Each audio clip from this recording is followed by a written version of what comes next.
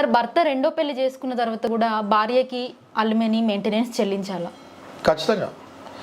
భర్త రెండో పెళ్లి చేసుకున్నా కూడా ఒకవేళ ఈమె కనుక మెయింటెనెన్స్ అప్పుడు అప్లై చేయకపోయి ఉంటే ఆ తర్వాత ఈమె కష్టాల్లోకి వెళ్తే ఖచ్చితంగా హస్బెండ్ మీద మళ్ళీ మెయింటెనెన్స్ కేసు వేయచ్చు.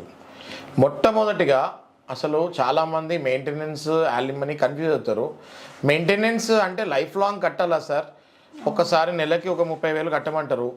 మళ్ళీ తర్వాత కేసు అయిపోతుంది, మళ్ళీ పెళ్లి చేసుకుంటాడు, ఆయన ఎక్కడుంటాడు తెలియదు, ఎట్లా ఇస్తాడు సార్ మరి అప్పుడప్పుడు ఇవ్వకపోతే ఎట్లా అన్న డౌట్ ఉంటుంది.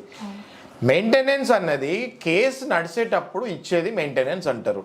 కేసు ఇంకా అయిపోయినప్పుడు పర్మనెంట్ సెటిల్మెంట్, పర్మనెంట్ మెయింటెనెన్స్, దాన్నే అలిమనీ అంటారు. ఒకసారి కేసు క్లోజ్ అయిపోతుంది అంటే ఇంక నేను ఎక్కడికి వెళ్తాడు, ఏ అమెరికాలో ఉంటాడు, ఏ ఆస్ట్రేలియా ఉంటాడు, ఎట్లా కనిపెడతాము?